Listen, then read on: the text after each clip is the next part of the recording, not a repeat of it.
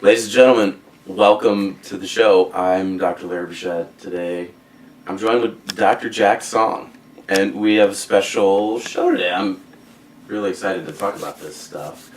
Jack is a very, very good friend of mine. We went to residency together. He's a doctor, and Jack recently went to Iraq. What, a month or two ago? It was a month ago. So, we'll just kind of, this made me curious. Why did you want to go? So we went to residency together. You had some surgical training. Mm-hmm. We did family residency together. Mm-hmm. You work for Kaiser now. Mm-hmm. You're a practicing doctor. Yeah. You're married with a kid, and Yeah. you just decided, I'm going to go to Iraq one day. Yeah, it wasn't an easy decision, and I guess the question you had about why I wanted to go, it really had to do with following this story about the refugee crisis in Syria and Iraq. And if you followed some of the news, it's been going on for over 2 years. And the war that's going on in Syria and Iraq is the same war. It's the war against ISIS. Oh, really? Mm-hmm. I feel like I hear a lot about the Syrian, between their leader, with Russia's involvement, the United States and all this stuff, but I don't hear as much about Iraq. This is the same thing. It's the same conflict. The difference with Syria is exactly what you pointed out, is that there's more headlines for two reasons. The first reason is because there are more countries involved. The actual Syrian government is involved with Russia, which is also involved with Iran, and we are involved because Turkey and Saudi Arabia are also involved. But the other issue that causes Syria to be more in the headlines is because of all of the refugees that have left Syria and are coming to the shores of Europe. Yeah. And so it's in the headlines. For the refugees of Iraq, they are designated as internally displaced, meaning there's a huge number of refugees in refugee camps, but all those refugee camps are in Iraq, and therefore there's not as much news because they're not leaving the country to go to Europe. Exactly. So it doesn't cause other people to take as much notice.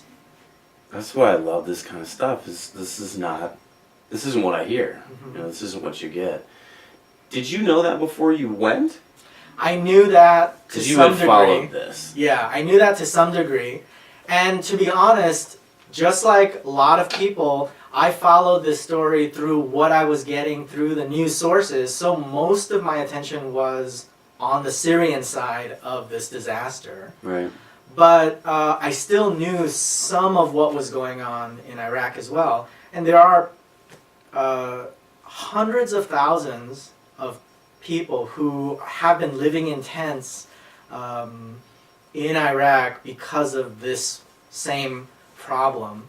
And maybe to some degree you could say, well, they have it a little bit better than the Syrians who have had to The whole walk country, yeah. and travel along the Mediterranean, and some of them die.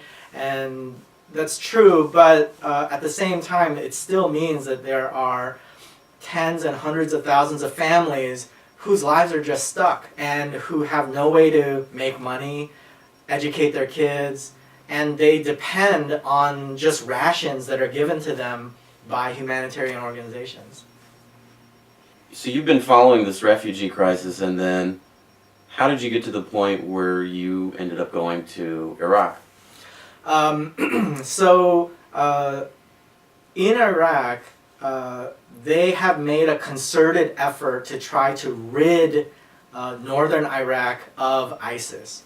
That's in contrast to what's been going on in Syria, where there's been actually a civil war that's muddied the political picture with all of these other countries involved. But in Iraq, the U.S.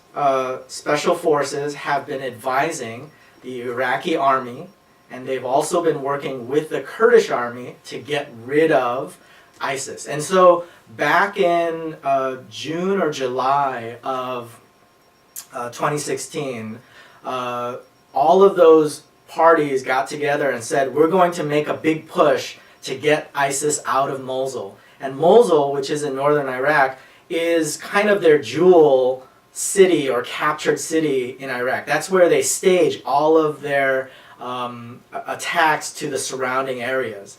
So if they could get rid of ISIS from Mosul, there's a very good chance that they could actually push ISIS all the way out of Iraq altogether, and then those people can come back to take back Mosul and hopefully start their lives again. This is kind of a crucial city stronghold, and so that's why there's all this fighting going on. Exactly. Mosul was a vibrant city, had a university, had an international airport, had a lot of commerce going on. It was like San Francisco, and there was 2.5, some estimates, at upwards of 2 to 2.5 million people living there at the time when it got taken over. When did it get taken over? A couple years ago? It got taken over in 2014. Okay. And since then, either you've been trapped in Mosul by ISIS, or you were able to flee, but if you fled, you were probably in a refugee camp. You're a refugee. Mm-hmm. It's hard to even, just listening to you talk about that, it's hard to even imagine this is real. You know, like here, this is so crazy. Our reality, like San Francisco, you could never imagine people having to leave San Francisco as a refugee. Yeah, because it's so foreign. Because we have the benefit of having stability in our lives, and we have people around us that will protect us, like the police, and we have all of these things that allow us to make plans and have security. And most of the world, and maybe it's arguable that this is probably the number one or number two spots in the world where it's the most dangerous. Syria, Iraq, probably number one, number two. And so when I was thinking about all of the stories that I was reading about, I started to have this thought back in November or December of last year. Maybe of 2016. Of 2016. So like 6 months ago. 7.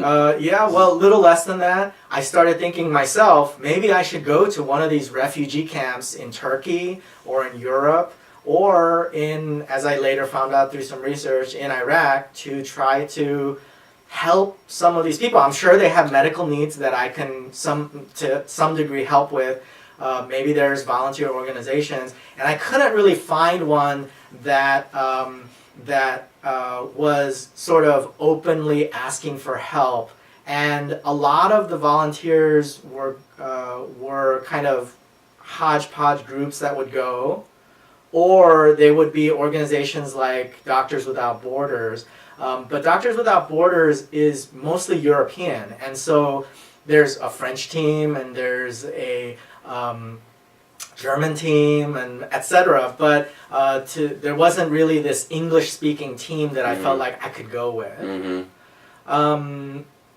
So alongside that desire for me to go, because they were planning on this big military push to get ISIS out of Mosul, they started the campaign to do that in October. Who is they? So they is the Iraqi army, the National Iraqi Army, and the Kurdish army, also called the Peshmerga. But those two armies, together with the help of the U.S. intelligence, was going to fight ISIS and push them out of Mosul. And they started that in October of 2016. Okay, so you're following this along, and you're aware that that's going on, and you're kind of thinking, you get this idea, I want to help, I want to do something. Yeah, not specifically with the war effort, though. That wasn't even on my radar. I just wanted to go to a... You wanted to help refugees. You just wanted to go to a refugee camp. Exactly. Just for humanitarian help people. Exactly. Okay. And also because I wanted the refugees to know that God hasn't forgotten them. So it was really important for me that it wasn't just because, I'm a nice guy or I'm a good guy and I have these feelings, but I believe in God and I believe in Jesus and I believe that there's a purpose for people's lives. And I really take it seriously when Jesus says, go clothe the people who are poor and feed those who are hungry and help those who are sick. And so it personally meant something to me.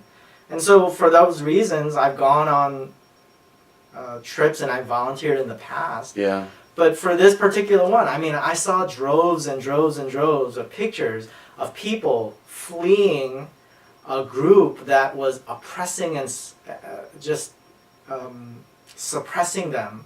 Yeah. And I felt like I needed to somehow give back to them to let them know, just even purely out of my actions, that people haven't forgotten about them. There are people who care, and ultimately there's a God who cares about them, and that they matter. So as I was thinking about doing this type of... So you were kind of inspired out of maybe a calling that was kind of religious based, Christianity, to do something about it, to communicate a message that, you know, these people are important, people care. Yeah, I mean, they're valuable just like we are. We get the benefit of living in the States and, you know, having a life that is really, I can't complain about the life that I have here. And they get the other end of the spectrum where their lives... They're screwed. They are under the threat of violence and death. I mean, every moment that they're alive. So I can't imagine living that way. And to think that not only are they like that, but then for them to think no one cares, that we're just forgotten, that we don't matter. I wanted to let them know to some degree. I mean, obviously I'm just one person, but I wanted to let them know you do matter to some people. You matter to me, and you matter to me because I know that you matter to God. Well, one of the things that you said to me that really inspired me about what you why you did this. You know, when I look at the media now, you kind of have this very threatening message from Donald Trump. He's going to bomb everybody, and the new kind of American, you know, hard-fisted, aggressive, militaristic, you know, foreign policy, you know, if you will. And but you said to me, you know, you wanted to go to let these people know that America cared, that there's people in the United States that care about this. And I thought about that, and I was like, that's profound, because most people that I know are good people and would agree with that. But you know, there are some who don't, and a lot of the political rhetoric doesn't have that anywhere. You wouldn't, you know, you want immigrants out, we're gonna bomb ISIS, and we're, you know, like all of this stuff. And so I thought your mission was, in that context, so appropriate. And I thought that was inspiring, and that's why I was like, man, we need to talk more about this. You know, like just because most people do care. I told you, there's a friend of mine who went a year ago, Max, to Greece. Same thing. He just wanted to help. And so he went there for the refugee, you know, crisis, and he wanted to be a guy to help. And it makes me question our political leaders. Like, are you guys really doing what we want as a country? Are you really representing us? Are you is this how the people of this country want to respond in this case? So I thought that was just particularly inspiring in the context of everything that's going on now. I agree. I mean, yes, there's always going to be sort of this political sausage making that's gonna never make everybody happy. Sausage making. That's what you have to. I mean, politics is all about compromise and trying to figure out how to do things so that you'll get voted in the next time and things like that. And it's politics. Keeping your seat or keeping your position. Yeah. You know, I get that's the nature of politics. But at the individual level, I get the one vote. I get to vote, you know, every 4 years for president or every couple of years for my representative. But after all of that's said and done, I mean, I still feel like I have to represent the things that I believe. And so, if they close the borders to refugees, etc., I still feel like I can go and somehow make a difference. Make a difference. That's and what I was reach just out to thinking. these people that maybe our policies are not going to be that friendly to them, but just letting them know that that doesn't represent everyone in the States. In fact, I think the majority of people, even people who may be supportive of these sort of closed-door policies, and I met some of them. I still think they're good people. And, Yeah, and I think when they meet the refugees or people who have needs face to face, they show compassion and love, and they do the best for those people. I mean, it's amazing. So, our political policies are just really a shadow of what America's made up of, and I think the vast majority of people have compassion and care.